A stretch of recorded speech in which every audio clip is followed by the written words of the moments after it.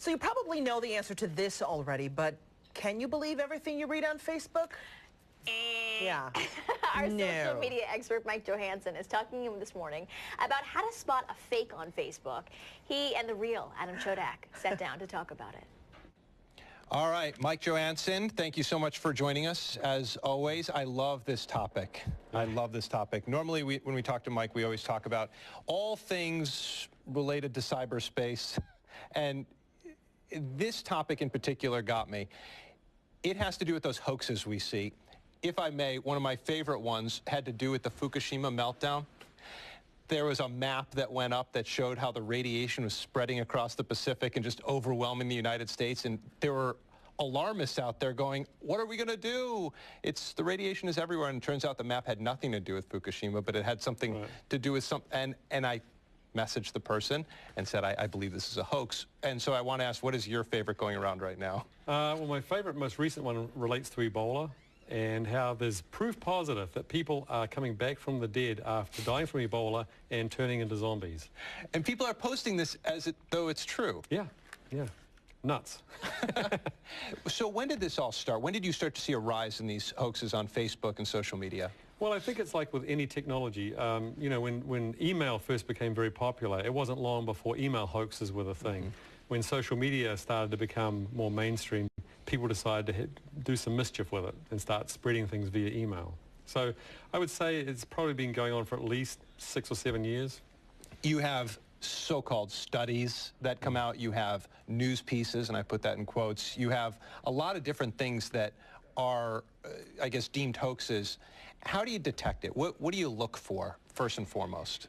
Well, it seems, and I did blog about this, which, you're sort of holding a copy of it there, and I didn't put common sense as the first thing because it seems kind of insulting. Yeah. But honestly, it's common sense. If it seems too good to be true, it probably is too good to be true. And, the example of, the post that says, if you like or share this, Bill Gates will give $5,000 to a charity of your choice. Sorry, Bill Gates has got much bigger fish to fry than your $5,000 and, that kind of thing. So common sense first and foremost. Another simple thing is to Google the title of the post or the name of someone quoted in the post. And if the Google results just show this one thing showing up over and over and over and over and over and not in multiple credible sources, it's probably a hoax. So yeah, just throw it into Google, see what happens there. Snopes, obviously a very good resource. Yep. And there's a hoax site, anti-hoax site out there out of Australia, which does a really good job too. It's been working. They've been operating for about 8 years now.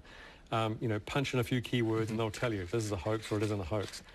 But a lot of it's common sense. You go to the website and you notice there's a ton of typos. So it's probably someone for whom English is not a first language. Or you go to a website and you're getting plastered with ads. I mean, the content you went for is a tiny little piece of the screen and everything else is ads. Yeah. It's clickbait. They're trying to get you to the site. And frankly, you can also check the image. You talked about Fukushima and the image. Go into Google Images and type in a few keywords. And if you see all these copies of the images, look what those images are, what stories they're attached to. And oftentimes you'll find it's something completely different. The one thing I didn't know that was in your blog, you said go to Google, put link, colon, yes. And then type in. Yeah, so Google allows you to take a website, take a URL, and see who's linking to it.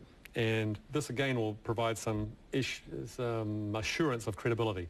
So you take the URL, you type in the search field, link, colon, put the URL, hit enter, and it'll list all the sites that link to it. And look at the URLs of those sites. And if there's a bunch of them that are .edu or .gov, chances are it's credible.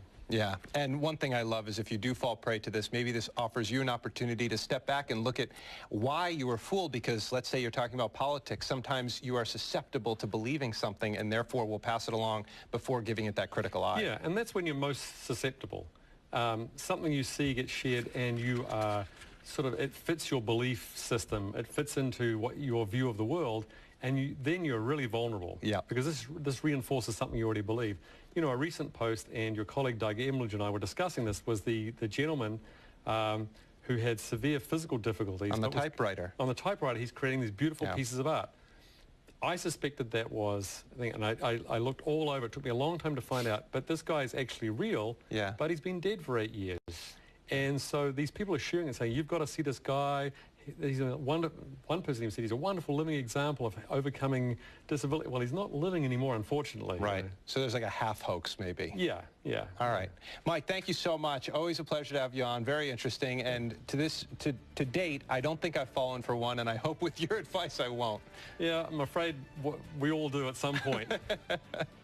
Excellent.